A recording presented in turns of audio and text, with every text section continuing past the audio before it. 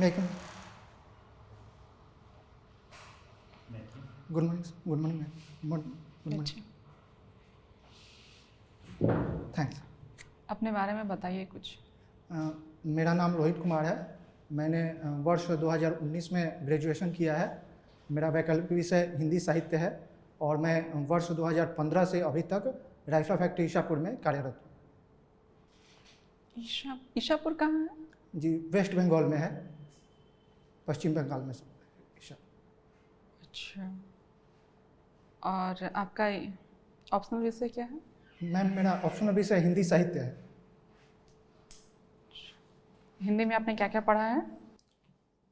Ma'am, Hindi साहित्य में मैंने जो भी काल विभाजन है उसमें लगभग सारे कालों को मैंने पढ़ा हुआ है और निबंध, नाटक, ये सभी मैंने पढ़ा हुआ है।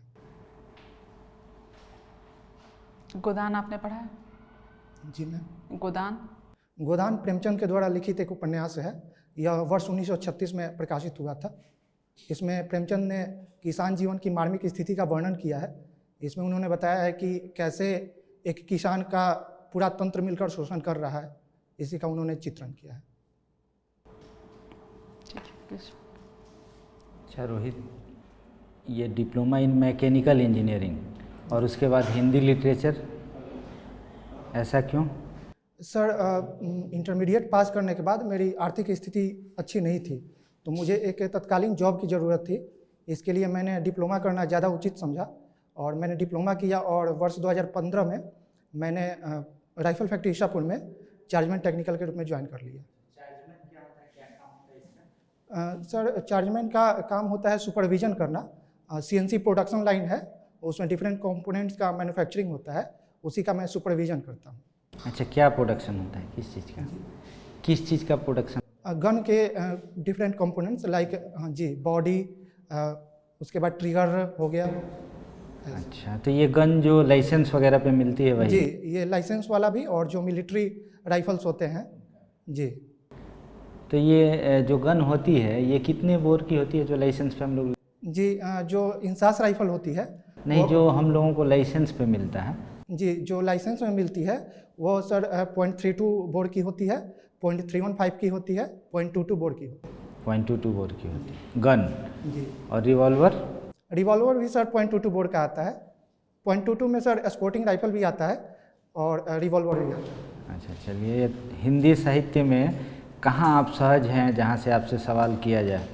सर, हिंदी साहित्य में मैं प्रेमचंद की रचनाओं में सहज हूँ, साथ ही सूर्यकांत त्रिपाठी निराला की रचनाओं में भी मैं सहज हूँ। अच्छा, जूही की कली कविता आपने पढ़ी है? सर, जूही की कली मैंने पढ़ा तो नहीं है सर, लेकिन नाम सुना है। वो सर सूर्यकांत त्रिपाठी निराला जी की प्रारंभिक रचनाओं में से एक है। और राम की शक्ति पूजा? जी, ये मैंने पढ़ा हुआ है। पढ़ा हुआ है। जी। धिक जीवन को जो पाता ही आया विरोध, धिक साधन जिसके लिए सदा ही किया शोध, व्याख्या कीजिए इसकी। सर, ये लाइन निराला के राम जब हारने लगते हैं तो उस समय उनके मन में ये भाव उठता है कि मेरा जीवन विरोधों से भरा रहा है और जिस सीता के लिए मैंने इतना कष्ट सहा, यहाँ तक पहुँचा, अब वो मुझे प्राप्त होती हुई नहीं दिख रही हैं क्योंकि युद्ध में मेरी पराजय हो रही है। तो धिक साधन क्या है? साधन, राम को कहीं साधन की कमी थी क्या? राम तो राजा थे।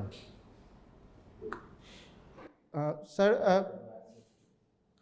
साधन कहने का अर्थ है कि वहाँ पे माता सीता की ही बात हो रही है। उनके जीवन को संपूर्ण करने के लिए माता सीता आवश्यक थी, तो इसी परिप्रेक्ष्य में साधन की बात करें। अच्छा, ये बताइए कि छंद कितने प्रकार के होते हैं? सॉरी सर, ये रिकॉल नहीं कर। अच्छा, कोई बात नहीं। देवनागरी लिपि का विकास बता सकते हैं? सर, देवनागरी लिपि का विकास, सॉरी सर, रिकॉल नहीं कर पा रहा। और कुछ हिंदी में जो आपको प्रिय हो? और प्रेमचंद के उपन्यास के अलावा मैंने फणीश्वरनाथ रेणु का मैला आंचल भी पढ़ा। जी। मैला आंचल में जगह जगह बहुत सारे कैरेक्टर्स आते हैं जी।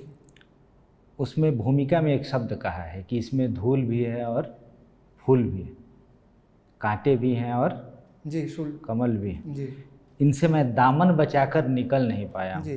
तो क्या कहना चाह रहे हैं रेणु? सर उसमें लेखक का कहना है कि जो अंचल है, मेरीगंज का अंचल है, वहाँ पे बहुत सी विद्रुपताएं भी हैं और सुंदरता भी हैं। तो वो दोनों का उन्होंने संपूर्ण विश्लेषण और व्याख्या किया है, वो किसी एक के पक्ष में नहीं झुक पाए हैं। एक और सवाल दीजिए मैलांचल से कि उसमें बावन दास की मृत्यु जी दिखाना, जी और मृत्यु नहीं हत्या दिखाना, जी जी और फिर हत्या के बाद भारत में और भारत द्वारा पाकिस्तान में फेंका जाना, जी। इसका क्या मतलब है, क्या कहना चाहते हैं? वहाँ पे सर गांधीवादी मूल्यों की हत्या हो रही है। वो जो बावन दास वहाँ पे प्रतिनिधित्व कर रहा है वो गांधीवादी मूल्यों और जो कांग्रेस की पहले की रणनीति थी कि देश की सेवा करना, देश की आज़ादी दिलाना, उन मूल्यों की हत्या हो रही है। आज़ादी के बाद नेताओं का जो मनोभाव है वो परिवर्तित हो चुका था, अब वे लूट खसोट में लग चुके थे। तो आपने हॉबी दिया है लिसनिंग भोजपुरी फोक सॉन्ग। जी भिखारी ठाकुर को सुना है आपने? जी सर, भिखारी ठाकुर। एक आध रचना उनकी बताइए। उनकी रचना सर जो सबसे फेमस है वो है सर विदेशिया। इसके अलावा बेटी बेचवा भी उनकी रचना है जी। और जो बीच में अभी जो चल रहा है अश्लील नहीं, उसके अलावा आप किनको आपने सुना है? इसके अलावा मैं शारदा सिन्हा को सुनता हूँ जी, भरत शर्मा को भी सुना हूँ। सर को बता रहे थे 0.2, 0.3, ये इसका यूनिट क्या है? mm है, cm है, इंच है? Sorry sir. इस राइफल का आपने बताया ना 0.22 बोर, जी तो 0.22 क्या है? सेंटीमीटर है, इंच है, फीट है, क्या सर? है? इंच है, 0.22 इंच। इंच। जी चलिए, बिहार के जो सीमावर्ती ज़िले हैं जिनका नेपाल से लगते हैं, उनकी मुख्य समस्याएं क्या आपको समझ में आती हैं? सर सीमावर्ती जिलों में एक तो जो अभी वर्तमान में समस्या है वो है शराब की तस्करी को लेकर समस्या आ रही है। इसके अलावा सर जो भी सीमावर्ती जिले हैं वहाँ पे शिक्षा के क्षेत्र में भी पिछड़ापन है, स्वास्थ्य के क्षेत्र में भी स्थिति वहाँ पे खराब है। कुछ भौगोलिक समस्याएं भी हैं वहाँ पर? सॉरी सर क्या? कुछ भौगोलिक समस्याएं भी हैं वहाँ पे? सर उत्तरी बिहार में जो सीमावर्ती जिले हैं वहाँ पे सर बाढ़ की समस्या देखने को मिलती है। अच्छा, बिहार में नदियाँ बहुत हैं, तो ये नदियाँ हमारे लिए वरदान हैं या अभिशाप हैं? सीधा बताइएगा, एक वरदान या अभिशाप? सर नदियाँ मूलतः तो हमारे लिए वरदान ही हैं, अगर हम उनको सही से यूटिलाइज नहीं कर पा रहे हैं तो वे हमारे लिए अभिशाप बन जाती हैं। आपको क्या लग रहा है कि फ़िलहाल के लिए बिहार के लिए ये अभिशाप हैं या वरदान है? सॉरी सर, फिर से रिपीट करेंगे? फिलहाल में आपको क्या लग रहा है कि अभी ये अभिशाप के रूप में है या वरदान के रूप में है? सर फिलहाल भी वरदान के ही रूप में है।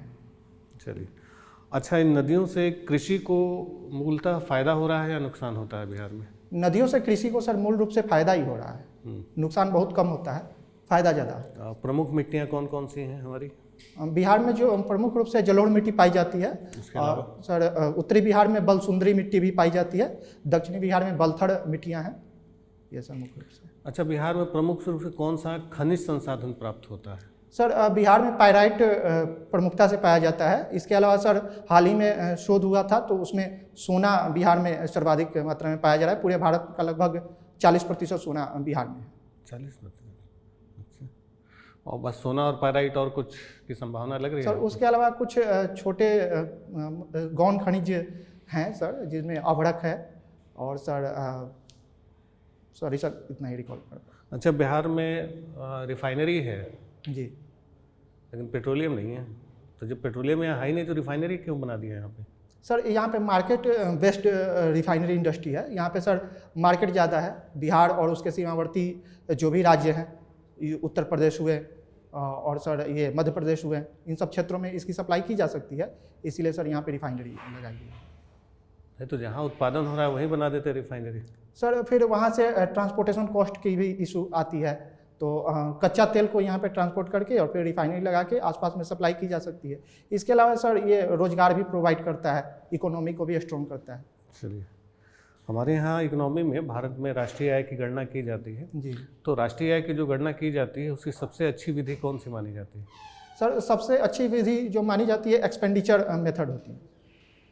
अच्छा, अच्छी इनकम क्यों है ये? आय व्यय विधि दोनों होती है, तो एक्सपेंडिचर मेथड क्यों अच्छी मानी जाती है? सॉरी सर ज़्यादा जानकारी नहीं है। अच्छा, राष्ट्रीय आय का अगर कोई सिंपल एक फार्मूला पूछा जाए कि राष्ट्रीय आय फाइनली क्या होती है, कि भारत की राष्ट्रीय आय कैसे निकालें, उसका कोई फार्मूला है सिंपल? सॉरी सर एग्जैक्ट नहीं आता। चलिए, अच्छा, किसी चीज़ के उत्पादन में बिहार अग्रणी राज्य भी है, पहले या दूसरे पायदान पर, कृषि उत्पादों में या बागवानी में या किसी चीज़ में, जहाँ पर बिहार की स्थिति पहली या दूसरी हो भारत में राज्यों में? सॉरी सर, रिकॉल नहीं कर पा रहा। सर अच्छा, मैकेनिकल। अच्छा, न्यूटन्स लॉ क्या है सर न्यूटन्स का लॉ पढ़े? जी। वो क्या है बताइए। न्यूटन से सर 3 लॉ दिए थे। पहले लॉ के अनुसार वो अगर कोई वस्तु गति में है तो जब तक उस पर कोई बाहरी बल आरोपित न किया जाए तो वो गति अथवा विराम की अवस्था में ही रहेगी। और दूसरा जो उनका लॉ है वो बल की परिभाषा देता है कि किसी वस्तु पर आरोपित बल उसके द्रव्यमान एवं त्वरण के गुणनफल के बराबर होती है। और तीसरी जो उनकी नियम है वो बताता है कि क्रिया के विपरीत प्रतिक्रिया, अर्थात किसी वस्तु पर कोई बल लगाया जाए तो वो उतनी ही परिमाण का विपरीत दिशा में बल आरोपित करती है। अच्छा, तो आपने ये इलेक्ट्रॉनिक कॉन्फ़िगरेशन पढ़ा? क्या सर? इलेक्ट्रॉनिक विन्यास, नहीं sir, electronic. Chemical bonding, sorry sir, रासायनिक बंधन। केमिकल बॉन्डिंग सर बहुत पहले पढ़ा था। अच्छा, इंटरमीडिएट के बाद सर नहीं पढ़ा। अच्छा, एक चीज़ बताइए, ये अभी वुमेन रिजर्वेशन बिल, जी इसका नाम चेंज करने के पीछे क्या रीजन? सर, नाम चेंज करने के पीछे बेसिकली उद्देश्य यह है कि यह दर्शाया जा सके कि यह बिल महिलाओं को सशक्त करता है। और जैसे बिल का नाम है नारी शक्ति वंदन विधेयक, तो अर्थात महिलाओं को बंधन करने की जरूरत है या फिर उन्हें आरक्षण देने की जरूरत है? सर आरक्षण भी देने की ज़रूरत है, साथ ही उनके समाज में जो उनका एक महत्व होना चाहिए, उनकी एक स्थिति होनी चाहिए, उसको भी सही से दर्शाने की ज़रूरत है। इसी को यह बिल एड्रेस करता है, अर्थात नारी शक्ति की भी हम पहचान करें और उनको कम न समझें। अभी कई सारी दुर्घटनाएं या जो है वो महिलाओं के अगेंस्ट में हो रही है, उसके बावजूद सिर्फ बिल का नाम बदल देने से क्या महिलाओं की स्थिति जो है वो सही हो जाएगी? सर एकमात्र बिल का नाम बदल देने से तो स्थिति नहीं सुधर सकती है, लेकिन सर इससे एक पॉजिटिव विचार जरूर आएगा लोगों के मन में। इसमें क्लॉज कौन कौन से लगाए गए हैं? सॉरी सर, नारी शक्ति बंधन जो अधिनियम विधेयक जो आया है उसमें कुछ क्लॉज लगाए गए हैं, वो कौन कौन से क्लॉज थे? सर इसके तहत लोकसभा और विधानसभा में महिलाओं को 33% आरक्षण की व्यवस्था की गई है। और यह विधेयक जो 2026 के बाद जो जनगणना होगी उसके बाद जो परिसीमन आयोग बैठेगा उसके बाद यह लागू होगा। 2026 में जनगणना हो जाएगी? सॉरी सर, अभी तक तो डेट ही कुछ नहीं पाया। अभी सर तैयारी चल रही है, होने की उम्मीद है। संगो वही क्या आपकी सर्विस प्रायोरिटी क्या है? सर बिहार प्रशासनिक सेवा मेरी प्रथम प्राथमिकता है। प्राथमिकता है। बिहार प्रशासनिक सेवा के बारे में कुछ बताएंगे, क्या वर्क? सर बिहार प्रशासनिक सेवा के तहत जो अधिकारी बनते हैं उनकी पोस्टिंग जिला में सीनियर डिप्टी कलेक्टर के रूप में होती है, साथ ही सब डिविजनल मजिस्ट्रेट के रूप में भी अनुमंडलों में उनकी तैनाती की जाती है। इसकी हायरार्की बताइए। सर हायरार्की में सर सब डिविजनल मजिस्ट्रेट होते हैं अनुमंडल में, उनके ऊपर सर सीनियर डिप्टी कलेक्टर, उनके ऊपर सर एडीएम होते हैं और फिर सर डीएम। डीएम होता है। डीएम बिहार प्रशासनिक सेवा संवर्ग का अधिकारी होता है। Sorry sir, DM Bihar administrative service का अधिकारी होता है। नहीं सर, डीएम आईएएस ऑफिसर होते तो उसको हायरार्की में आपने क्यों शामिल किया? हैं। Sorry sir. दोनों हो सकते हैं। अच्छा ये बताइए कि आपने 19 के बाद 11 में 9 के बाद 11 में 3 साल, मतलब 2 ही साल में हो जाना चाहिए था ना आपका ये 12th? सर 12th तो ठीक है। ठीक है। हाँ, ग्रेजुएशन में थोड़ा ज़्यादा टाइम ले लिया। 11 से 19, सॉरी। जी सर 2011 में मैंने इंटरमीडिएट किया, उसके बाद सर मैंने डिप्लोमा कर लिया। 2014 में मेरा डिप्लोमा कंप्लीट हुआ और सर 2015 में मैंने जॉब ज्वाइन कर लिया। अच्छा, ये ग्रेजुएशन आपका पब्लिक एडमिनिस्ट्रेशन से है? जी। क्या होता है पब्लिक एडमिनिस्ट्रेशन? सर जिसके तहत सरकार की नीतियों को क्रियान्वित करने के लिए हमें एक तंत्र की ज़रूरत पड़ती है, उसी को पब्लिक एडमिनिस्ट्रेशन के रूप में। ठीक है, जा सकते हैं आप। ठीक है, thank you, thank you, thank you.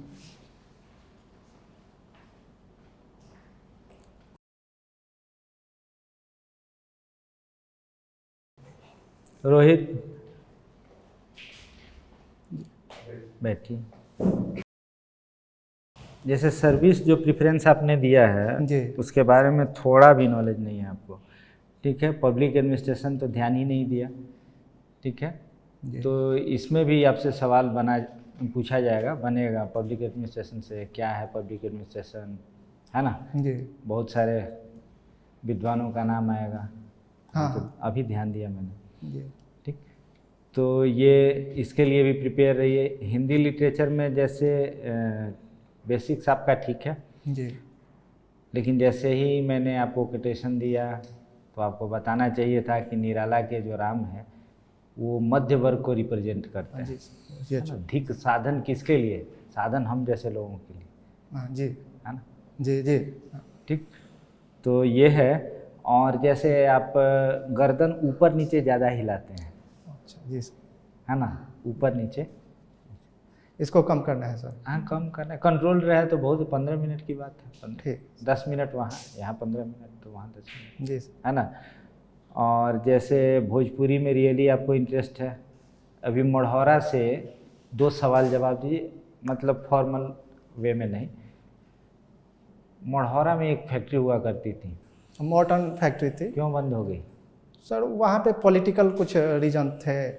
और अभी क्या चल रहा है मढ़ौरा में? अभी सर जीई का एक डीजल इंजन फैक्ट्री है, जनरल इलेक्ट्रिक का अच्छा, डीजल इंजन फैक्ट्री। फैक्ट्री है। जी। और रेल पहिया कारखाना भी है कहीं रेल पहिया सर बेला में है। बेला में? जी। हाँ, दोनों एक ही जगह है, लगभग 25-30 किलोमीटर का अंतर जी। है ना। तो ये जिला से जैसे रीजन से छोड़ दिया गया क्योंकि टाइम का लिमिटेशन। जी। छपरा, क्यों सारण फेमस है? 2 व्यक्तित्व वहाँ का बताइए। सारण जिले से जयप्रकाश नारायण और राजेंद्र प्रसाद। साहित्य से? साहित्य से सर भिखारी ठाकुर और राहुल संकृत्यायन महेंद्र का नाम मिश्र। सुना? राहुल संकृत्यायन? जी सर। राहुल संकृत्यायन? क्या सर, समझा नहीं। चलिए कोई बात नहीं, ठीक है। तो ओवरऑल आप ठीक ठाक हैं, जी। थोड़ा सा और पॉलिशिंग की ज़रूरत है ना। ठीक है सर। ठीक। बाकी सब कुछ ठीक है। थोड़ा सा जैसे सबको बारी बारी से नमस्कार करने की ज़रूरत नहीं जी। है। जो मान लीजिए चेयरपर्सन यहाँ महिला है तो महिलाओं को प्रायोरिटी देना है, उसके बाद सबको बस घुमा अगर आप दीजिए। ऐसे आते हैं तो अगर कोई महिला, जैसे चेयरपर्सन कोई पुरुष होगा तो महिला को पहले आप प्रणाम कर लेंगे, इसके बाद फिर चेयरपर्सन को। हाँ ठीक है। ठीक है, ठीक है सर। ठीक। ठीक है। Thank you. कब है इंटरव्यू आपका? 18 को है। ठीक है, चलिए टाइम। ठीक है सर, पढ़ लें। ठीक है, जीएस में सब कुछ आता है। ठीक है। ठीक ठीक। है, ओके। सारण।